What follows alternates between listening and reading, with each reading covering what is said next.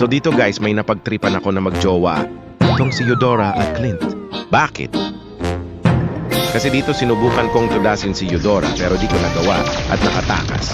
Hinayaan ko na lang siya without knowing, oh na to, the rest. Bakit tong si Clint? Ako tuloy ang natodas. Pero naka-recall tayo dito guys at nakaligtas tayo, yay.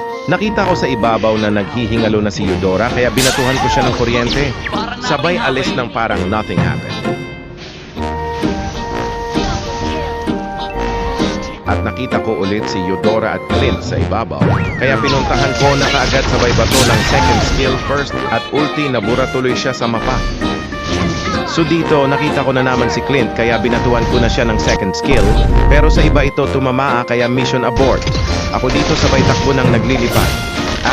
Munti na ako matodas dito ba't ba kasi galit na galit itong si Clint sa akin. Buti na lang nandyan si Hart. So dito guys, naghihintay. Ako na lumabas si Clint sa abatira ng kuryente. Pero di pa siya natodas. Buti na lang toda. Rest back ang aking mga kakampi. Kahit natodas. Nako, binato kasi nila lahat ng skills sa akin eh. Napatayo tuloy si Eudora na parang broken hearted.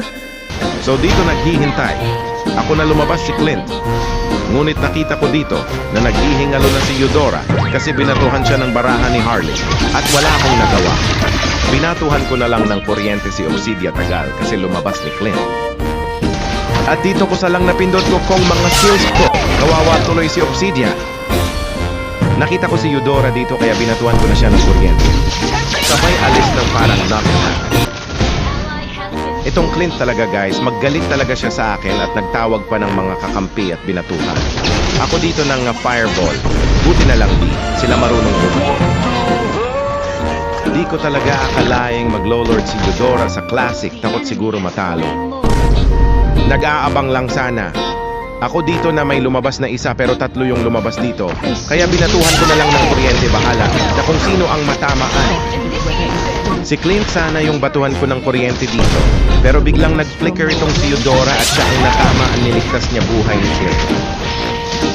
Nakita ko dito si Clint na nag-ihingalo. Kaya hindi ko na pinalipas pa tinodas ko na siya. Pero natodas di ako dito. Without knowing na si Harley lang pala ang natitira sa base. Napachat tuloy si Eudora. Talo tuloy kami.